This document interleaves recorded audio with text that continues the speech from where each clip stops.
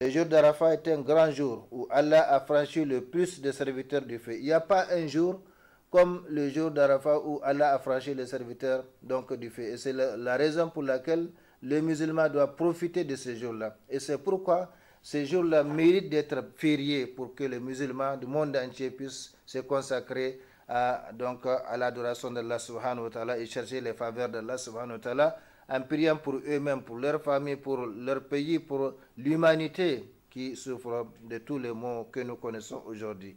Le jour d'Arafat, chers frères et sœurs en islam, est un grand jour où Satan est plus avili, humilié que jamais par la miséricorde et le pardon d'Allah accordé aux serviteurs. Oui, c'est ce que Satan ne veut pas voir, que Allah pardonne aux serviteurs, qu'Allah donne donc sa miséricorde, accorde sa miséricorde aux serviteurs. Ça que Satan ne veut pas voir.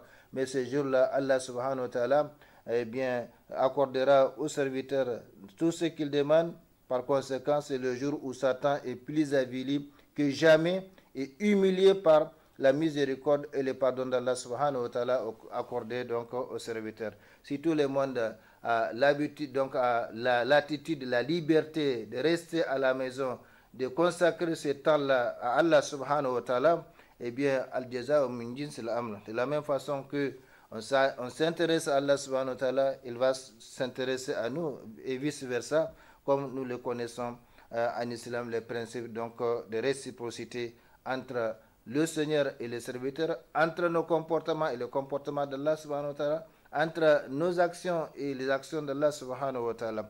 Le jour d'Arafat, chers frères et sœurs en islam, est le jour où le Seigneur s'approche de ses convives, c'est-à-dire les pèlerins, donc comme le hadith le dit, Dioufur Rahman, ce sont les convives, ce sont les étrangers, ce sont les invités d'Allah subhanahu wa ta'ala, et Allah honore ses invités. Par conséquent, c'est l'occasion ou plus que jamais. Et les musulmans qui ne vont pas donc sur cette place-là parce qu'ils n'accomplissent pas le Hajj, eh bien, Allah leur donne une occasion à travers le jeûne du jour d'Arafat. Le jour d'Arafat est l'unique jour où Allah descend dans la journée au ciel le plus proche. Donc ce jour-là, contrairement aux jours ou aux nuits, contrairement aux autres jours, eh bien, spécialement Allah s'approche de ses serviteurs en descendant, comme le hadith le dit, et nous allons le voir plus loin, Inch'Allah, au ciel le plus proche, et pardonne donc à ses serviteurs. Chers frères et sœurs en islam, la station Arafat aura lieu, comme je l'ai dit, cette année, le samedi 15 juin 2024, Inch'Allah. Ce sera le plus grand et le plus important événement spirituel diurne, c'est-à-dire qui se passe pendant la journée. Donc, c'est le plus important, le plus grand événement spirituel diurne de l'année. En vue de réussir cet événement, le musulman doit concevoir un plan, c'est-à-dire un programme, à commencer par faire une collection d'invocations coraniques et prophétiques qu'il pourra lire et relire ce jour-là, sans oublier le jeûne, la lecture du Coran, les dhikrs, surtout la meilleure formule prononcée par le prophète sallallahu alayhi wa sallam, La ilaha illa wahdahu la sharika la, lahul mulku, lahul hamdu, yuhyi wa yumitu ala kulli shay'in qadir, ou bien La ilaha illallah wahdahu la sharika la, lahul mulku, lahul hamdu, huwa ala kulli shay'in qadir. Le prophète sallallahu alayhi wa sallam a dit, c'est la meilleure formule que j'ai prononcée, moi et les prophètes qui m'ont précédé. Donc, il ne faut pas oublier cette formule-là le jour d'Arafat. Par conséquent, il faut faire un programme. Parce que sans programme, eh bien, on ne pourra pas profiter. Et c'est pourquoi j'ai dit ce jour-là mérite d'être férié, contrairement donc, au jour premier Muharram, le premier jour de l'an musulman que l'on donne aux gens. Il n'y a aucune valeur culturelle, il n'y a aucun fondement religieux islamique pour cela. Et également, le lendemain, c'est-à-dire le 27 Ramadan, là aussi, c'est même un mensonge contre Allah subhanahu wa ta'ala, contre le prophète sallallahu alayhi wa sallam, contre la religion islamique, dans la mesure où le prophète sur lequel l'islam est descendu, le Coran est descendu, a dit qu'il a perdu la connaissance de Laylatul Qadr. Et il nous a recommandé de la chercher. Et lui-même, il a donné l'exemple pragmatique de la recherche de Laylatul Qadr en se retranchant dans la mosquée pendant 10 jours. Chaque année, et dans l'année où il allait rendre l'âme, il s'est retranché, il s'est retraité pendant 20 jours. Donc, il a donné l'exemple pragmatique et l'ordre verbal pour chercher Laylatul Qadr. Donc, il ne convient pas aux musulmans de fixer cette Laylatul Qadr en une seule nuit chaque année jusqu'à rendre ce jour-là férié. Alors que voilà un jour qui mérite d'être férié, le jour d'Arafat. Parce que les musulmans ont besoin de ce jour-là. Ils ont besoin de leur temps ce jour-là. Comme le vendredi, les musulmans ont besoin de leur temps, ont besoin donc de s'apprêter pour la prière de vendredi, eh bien, malheureusement, ce n'est pas le cas.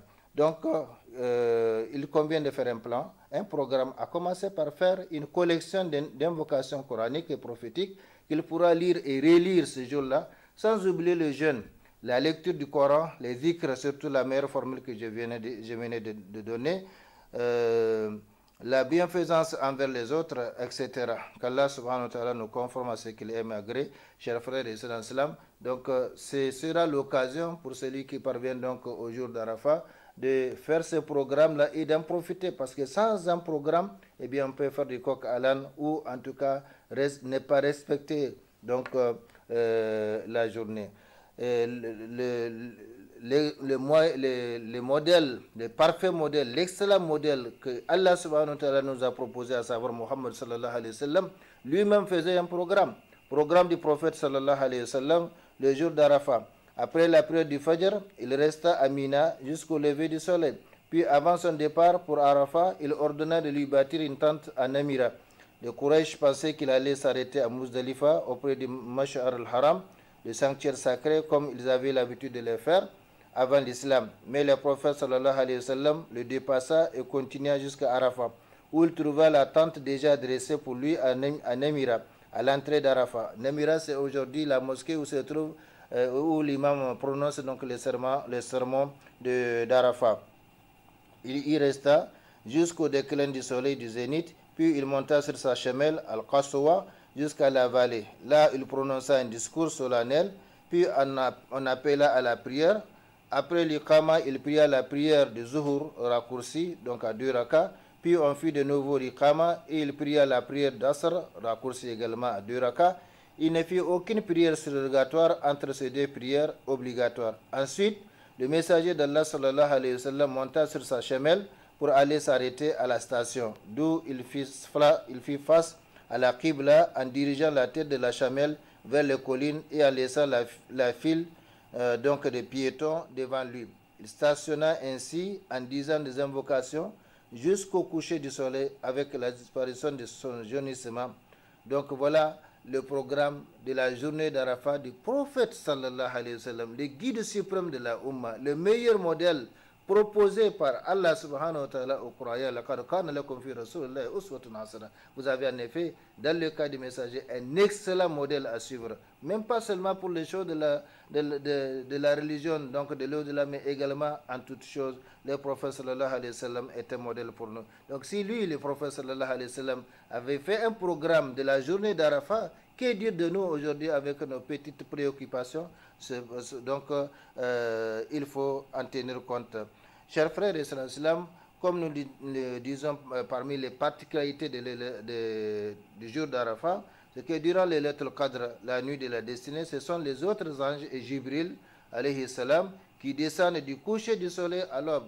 Comme Allah subhanahu wa ta'ala l'a dit dans la sourate 97, sourate Al-Qadr, تنزل الملائكة والروح فيها بإذن ربهم من كل أمر سلام هي حتى مطلع الفجر. Donc les anges descendent par ordre de leur Seigneur, ainsi que les anges descendent par ordre donc de leur Seigneur, ainsi que l'esprit ici donc c'est Jibril, et pour tout ordre sagement décidé par Allah subhanahu wa ta'ala. Donc c'est la nuit de la paix jusqu'au donc à l'apparition du Fajr. Ça, c'est la nuit de Laylatul Qadr. C'est les anges et tous les anges, y compris Jibril alayhi salam, descendent donc du coucher du soleil au lever, donc à l'aube, c'est-à-dire à l'aube suivante. Quant au jour d'Arafat, c'est Allah lui-même, subhanahu wa ta'ala, qui descend, une descente qui convient à sa grandeur et à sa majesté, au ciel le plus proche. Par conséquent, il faut en profiter.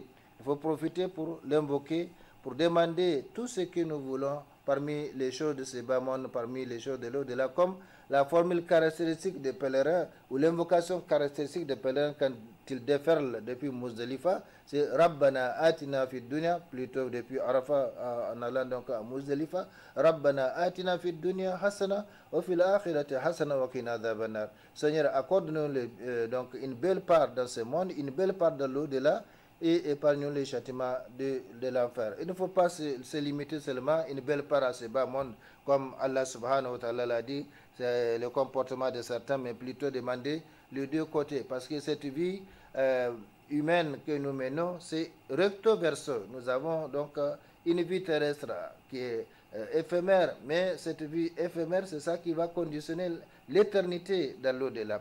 Chers frères et sœurs en islam, tandis qu'il nous reste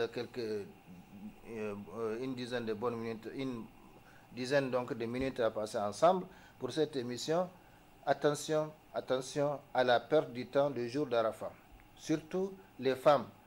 Comme je l'ai dit, si nous ne pouvons pas avoir toute la journée, le jour donc d'Arafat férié en tant que musulmans, et c'est pourquoi en Arabie Saoudite, tout le monde, pendant les 10 derniers les premiers jours de la première décade de Zulhijjah, surtout les jours donc de l'approche de la fête, jusqu'aux 3 jours après la fête, eh bien, c'est congé, c'est férié. Pourquoi? Pour que les gens puissent s'adonner justement à l'adoration d'Allah subhanahu wa ta'ala. Donc, si nous ne pouvons pas avoir les jours d'Arafat comme férié, eh bien, nous pouvons organiser. C'est pourquoi j'ai dit de faire un plan, de faire un programme, parce que si on n'a pas fait un programme, eh bien, on va faire du coq à l'âne, ou bien il y aura interférence dans nos activités les jours d'Arafat, et on ne pourra pas en profiter. Donc, attention à la perte du temps, le jour d'Arafat. Le jour d'Arafat, chers frères et sœurs en islam, le jour d'Arafat n'est pas un jour de préparatif de la fête de Tabaski. Ça, il faut le retenir. Ce n'est pas un jour de préparatif de la fête de Tabaski. Comme on voit donc la veille de Ramadan, les gens, surtout les femmes, s'occupaient donc de préparatifs de pentades et autres. Non. Au contraire, c'est le plus grand jour de l'année. La journée universelle de l'invocation. Le jour où Allah, le Seigneur de l'univers, s'approche plus de ses serviteurs, exauce leurs invocations, pardonne leurs péchés et les affranchit du feu. Donc, qu'est-ce qui va me faire occuper, ou qu'est-ce qui va m'occuper par rapport à Allah subhanahu wa ta'ala? Quand on a un invité chez soi, Allah subhanahu wa ta'ala a lui le plus grand exemple, eh bien, il descend au ciel le plus proche par miséricorde envers ses serviteurs pour qu'ils exaucent, donc pardonnent leurs péchés, exaucent leurs invocations et les affranchissent du feu. Ne les perdez donc pas ce jour-là dans les shopping, dans la décoration de la maison, dans la recherche du sacrifice. C'est ce jour-là que certains courent de marché en marché pour chercher les sacrifices. Non, il faut les faire avant cela pour que vous soyez donc disponible pour profiter du jour d'Arafat. Donc ne les perdez pas dans les shopping, la décoration de la maison, la recherche du sacrifice, les salons de couture, hein, les enfants, les femmes chez les tailleurs, les salons de coiffure, de tresses ou de beauté, le sommeil, les réseaux sociaux, Facebook et autres. Non, c'est un jour sacré. C'est un jour qui a toute sa valeur et c'est un seul jour dans l'année. Par conséquent, il ne faut pas perdre cette occasion. Si on mesurait à sa juste valeur l'importance du jour d'Arafat, on mettrait son téléphone en mode silencieux toute la journée, ou bien on l'éteint même, carrément. Rien ne doit m'occuper ce jour-là. Je dois m'occuper de moi-même, je dois m'occuper de mon statut auprès d'Allah subhanahu wa ta'ala, et c'est l'occasion. Et Allah, quand il donne en toute connaissance de cause. Quand il pardonne en toute connaissance de cause. Quand il affranchit en toute connaissance de cause. Par conséquent, c'est vraiment l'occasion qu'Allah subhanahu wa ta'ala nous fasse comprendre et nous aide à profiter pleinement des bénédictions, des miséricordes et des dons du jour d'Arafat. Amin ya Rabbal Alamin. Chers frères et sœurs, il est recommandé, très recommandé aux musulmans non pèlerins, où qu'ils se trouvent, de jeûner le jour d'Arafat, car son jeûne permet d'effacer 2 années de péché, une année passée et une année à venir. L'année passée, il s'agit donc de tous les petits péchés qu'on a commis. Allah subhanahu wa ta'ala les pardonne. l'année à venir, c'est-à-dire Allah va protéger les serviteurs contre ce qui lui déplaît, donc contre les péchés, la désobéissance, l'insoumission, etc. C'est ça donc l'essence de deux années donc de rémission des péchés. C'est donc le jeûne, jeûner le jour d'Arafat, car son jeûne permet d'effacer 2 années de péché, une année passée, une année à venir, comme l'a dit le prophète sallallahu alayhi wa sallam. Il faut aussi renouveler le repentir, demander l'aide d'Allah subhanahu wa ta'ala pour l'accomplissement des bonnes œuvres et la protection contre les mauvaises œuvres. Donc il faut se repentir et revenir à Allah subhanahu wa ta'ala, se réfugier auprès de lui subhanahu wa ta'ala pour qu'il nous protège durant toute l'année et également durant toute notre existence sur cette terre. La meilleure invocation, chers frères et sœurs en islam, la meilleure invocation est celle du jour d'Arafat. Et la meilleure parole que j'ai tenue, dit le prophète sallallahu alayhi wa sallam, ainsi que les prophètes qui m'ont précédé, est La ilaha illallah wahdahu la sharika lah, lahul mulku wa lahul hamdu, yuhyi wa yumitu wa huwa ala kulli shay'in qadir. Ça c'est donc une variante de cette formule, La ilaha illallah wahdahu la sharika lah, lahul mulku wa lahul hamdu, yuhyi wa yumitu wa huwa ala kulli shay'in qadir. Il n'y a pas d'empêchement à multiplier cette formule le jour d'Arafat, puisque c'est la meilleure invocation, c'est la meilleure formule prononcée par le prophète Mohammed sallallahu alayhi wa sallam, ainsi que les autres prophètes qui l'ont précédé, comme il l'a dit sallallahu alayhi wa sallam. Arafat est le seul lieu dans le monde où les pèlerins se rassemblent le 9 Zulhijjah de chaque année. Oui, il n'y a pas un autre endroit où on peut avoir 1 500 000 comme chaque année, et à peu près le nombre de musulmans qui accomplissent le Hajj, c'est autour de ce chiffre-là, et parfois ça atteint les 2 millions. Le prophète sallallahu alayhi wa sallam a dit Ma min yawmin akthar min an yu'tiqa Allahu fihi abdan min an-nar min yawm Arafah wa innahu liyadnu thumma yubahi bihim al-malaika wa yaqul ma arada haula rawahu Muslim. Il n'y a pas de jour où Allah a franchi du feu plus de serviteurs que le jour d'Arafat, rapporté par Muslim. C'est donc l'essentiel de ces hadiths.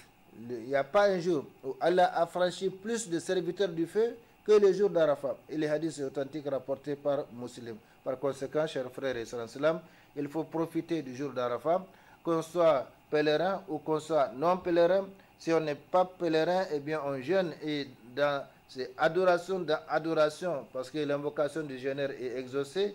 Donc ça coïncide encore avec le jour d'Arafat, où Allah subhanahu wa ta'ala s'approche de ses serviteurs pour répondre à leurs invocations. Le prophète sallallahu alayhi wa sallam dit Khayru du'a du'a yawm Arafah wa khayru ma qultu ana wa nabiyyun min qabli la ilaha illallah wahdahu la sharika lah lahul mulku wa lahul hamdu wa huwa ala kulli shay'in qadir. Donc vous voyez, c'est une autre variante ici. Il n'y a pas yuhyi ou yumit, mais c'est la ilaha illallah wahdahu la sharika lah lahul mulku wa lahul hamdu wa huwa ala kulli shay'in qadir. La meilleure invocation est celle du jour d'Arafat. Et la meilleure parole que j'ai prononcée, moi et les prophètes qui m'ont précédé, est La ilaha illallah wahdahu la sharika lah lahul mulku wa lahul hamdu wa huwa ala kulli shay'in qadir, rapporté par At-Tirmidhi. Chers frères et sœurs en islam, pendant que le temps consacré à cette émission tire à sa fin, en vérité, le jour d'Arafat reflète beaucoup des réalités islamiques. La première réalité, il est une image parfaite du jour du jugement dernier. Quand on regarde toute cette masse humaine, presque tout de blanc vêtu, à l'occurrence de 2 draps blancs qui symbolisent le linceul dans lequel chaque musulman sera enveloppé et enterré le jour de sa mort. Et donc vous imaginez toute cette masse-là, cette marée humaine, hein, en blanc, dans une seule place. Eh bien, ça fait donc penser à ce grand jour où du premier au dernier, les hommes seront réunis sur une même place. La deuxième réalité, il est le plus grand rassemblement du monde, car nulle place sur terre n'a connu, ne connaîtra un rassemblement important de fidèles autant que celui d'Arafat, qui s'est fait en quelques heures seulement. Donc c'est à partir de l'aube, le 9e jour, jusqu'au coucher du soleil, le même jour. Même si les retardataires peuvent rester jusqu'à tard de la nuit, pour ceux qui arrivent tard donc sur la place d'Arafat. La troisième réalité, malgré le temps qui tire à sa fin, le jour d'Arafat constitue un symbole concret de l'unité des musulmans et montre et prouve que La divinité qu'adorent les musulmans est une seule et unique divinité, la ilaha illallah, qui est Allah subhanahu wa ta'ala, l'unique sans associé, à l'appel de qui tous ces millions d'êtres humains sont venus répondre par une seule voix, retentissante dans les airs du désert. Labbaik Allahumma labbaik, labbaik la sharika laka labbaik, innal hamda wa ni'mata laka wal mulk, la sharika lak. Partout on s'engage, de chaque côté, à droite, à gauche, devant, derrière, partout on entend que cette formule donc, de la part de pèlerins, hommes et femmes, même s'il n'est pas recommandé aux femmes d'élever leur voix. Cela veut dire, Seigneur, mais voici, je réponds à ton appel, mais voici, je réponds à ton appel. Tu n'as point d'associé, mais voici, je réponds à ton appel. Certes, la louange, le bien et la royauté t'appartiennent, tu n'as point d'associé. Cet appel que Allah subhanahu wa ta'ala a demandé à Ibrahim de lancer pour inviter les gens. Donc, eh bien, le pèlerin confirme qu'il est venu répondre à l'appel d'Allah subhanahu wa ta'ala. Tous affirment et confirment l'unicité d'Allah dans son royaume, dans son pouvoir, dans son commandement, dans son culte et dans sa loi. Et tous reconnaissent et proclament hautement ses bienfaits. Voilà, chers frères et sœurs, nous allons nous arrêter ici. Comme je l'ai dit, le temps est donc court par rapport au thème. Donc, qu'Allah subhanahu wa ta'ala bénisse ce que nous avons dit, ce que vous avez entendu, et qu'il nous conforme davantage à ce qu'il aime et agrée parmi les paroles, les actes, les comportements apparents et cachés, dès maintenant et toujours. Rabbana taqabbal minna innaka anta as-sami'ul alim wa tub alayna innaka anta at-tawwabur rahim. اللهم اعز الإسلام والمسلمين في كل مكان ووفقنا دائما لما تحب وترضى من الأقوال والأفعال والأحوال برحمتك يا أرحم الراحمين. ربنا آتنا في الدنيا حسنة وفي الآخرة حسنة وقنا عذاب النار. ربنا لا تزغ قلوبنا بعد إذ هديتنا وهب لنا من لدنك رحمة إنك أنت الوهاب. اللهم يا مقلب القلوب ثبت قلوبنا على دينك. اللهم يا مقلب القلوب ثبت قلوبنا على دينك برحمتك يا أرحم الراحمين. اللهم صل وسلم وبارك وعنئم عبدك ورسولك محمد وعلى آله وأصحابه أجمعين. سبحان ربك رب العزة عما يصفون وسلام على المرسلين والحمد لله رب العالمين. والسلام عليكم ورحمة الله تعالى وبركاته. أبدا